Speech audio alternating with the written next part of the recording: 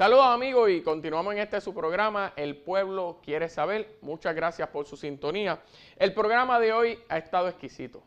En los segmentos anteriores hemos estado hablando de las expresiones del presidente del Senado, Eduardo Batia Gautier, sobre los estudiantes de escuelas públicas y pues su alusión a que muchos estudiantes de escuelas públicas no están entrando a la Universidad de Puerto Rico. Otro tema que quiero que analicemos en el programa de hoy es el tema de la famosa quiebra criolla. Y antes de ir a él, recuerden que siempre yo le he dicho y le he pedido que verifiquen la entrelínea. Porque la entrelínea te deja te permite ver la verdadera intención de las expresiones de las personas.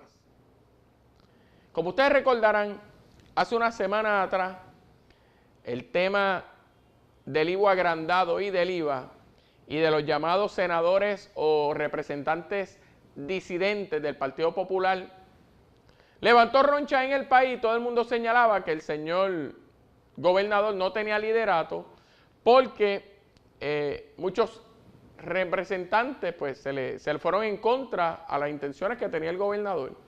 De hecho, yo aquí mismo en el programa señalaba que a mí no me parecía que era el gobernador el que estaba falto de liderato, sino el presidente de la Cámara, porque él era el llamado a dialogar con sus representantes para saber y medir temperatura y probar el terreno a ver cómo estaba, si la medida estaba madura para llegar a votación.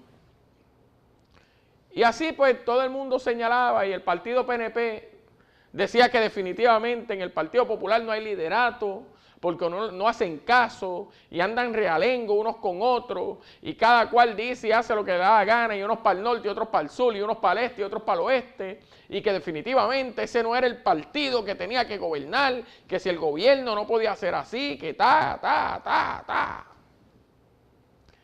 Y hablando con este tema de la quiebra criolla, no sé, pero juzgue usted mismo.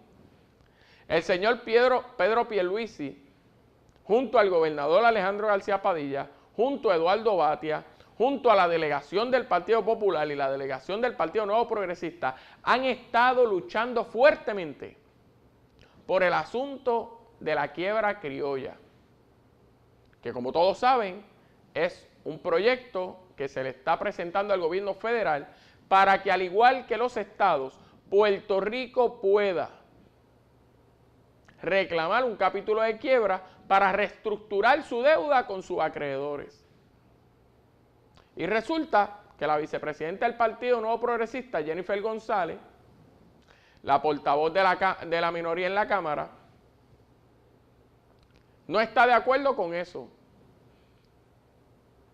Y salió al paso, salió una publicación de ella en un rotativo de Estados Unidos, donde ella abiertamente decía que no estaba de acuerdo con el proceso de quiebra criolla, que no estaba de acuerdo con que a Puerto Rico pudiera aprovechar ese mecanismo, porque en el sistema en el que ella se crió era uno de pagar deuda, de asumir responsabilidades, cumplir con ella y pagar deuda.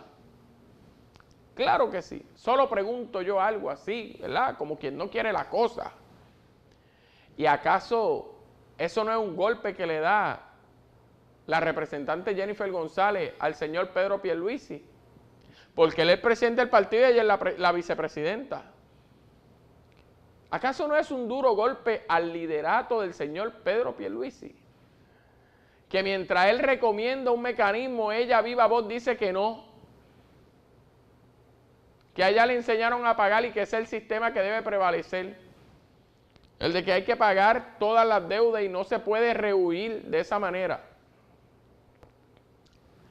Yo le compartí esta semana a una persona el tema de la quiebra criolla, porque ciertamente yo creo que es un mecanismo que no se debería descartar del todo. Al igual que la representante Jennifer González, a mí me enseñaron a que mis responsabilidades las tengo que enfrentar y asumirlas. Que no debo gastar más de lo que tengo. Y que no debo asumir compromisos que luego no podré cumplir. Pero todos sabemos que esa no es la realidad puertorriqueña, porque nuestros políticos de muchos años hicieron todo lo contrario. Gastaron lo que tenían y lo que no tenían. Gastaron lo que podían pagar y lo que no podían pagar también.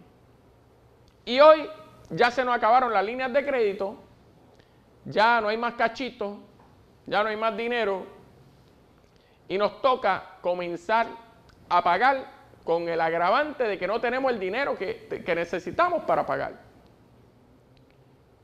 Y eso, en mi opinión, merece que uno no descarte ninguna alternativa. Que como dice Silverio, la quiebra no es el fin del mundo.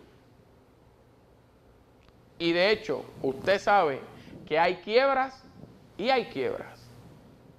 La quiebra es un mecanismo para que una persona como que coja un respiro y diga, mira, para. Me cargué, me llené. Vamos a organizarnos y vamos a coger esto por parte, vamos por orden.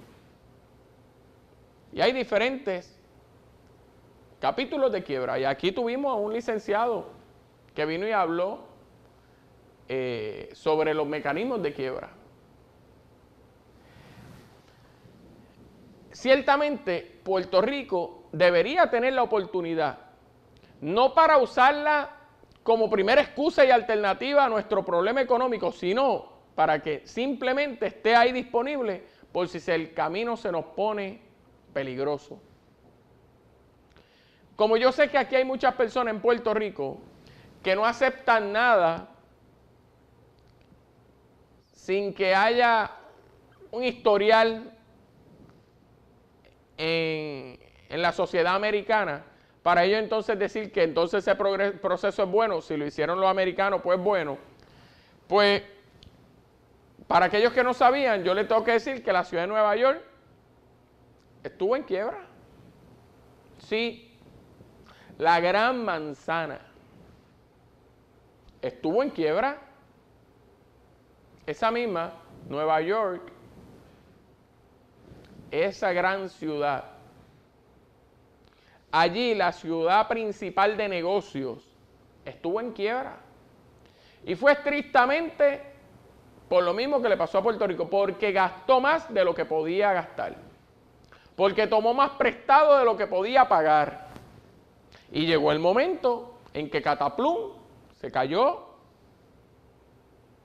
y su gobierno se convirtió en un gobierno de gasto, en un gobierno politiquero, en un gobierno que en vez de sacar a la ciudad del hoyo, lo que hacía era que lo hundía más. Y la ciudad de Nueva York estuvo en un sindicato muy particular, y me parece, y yo entiendo que sería una excelentísima alternativa el día que a nosotros nos toque. Porque para eso, en la ciudad de Nueva York, lo que se hizo fue se reconfiguró un grupo que se llamaba el sindicato de la ciudad, encargado de la administración de la ciudad. Y el alcalde y el gobernador quedaron como limitados de poder. El grupo le prohibía al gobernador o al alcalde comenzar a proponer ideas alocadas, como esas mismas que proponen aquí en Puerto Rico, de hacer omnipuertos y recibir a los extraterrestres y otros coger a los nenes negritos que están en adopción y cogerlos para deportistas y a los blanquitos regalárselos a los americanos. ¿Recuerdan ese evento aquí en Puerto Rico? Pues ese comité le prohibía al alcalde y al gobernador y a todos los políticos venir con cuentos de camino y esos cuentos de pacotilla.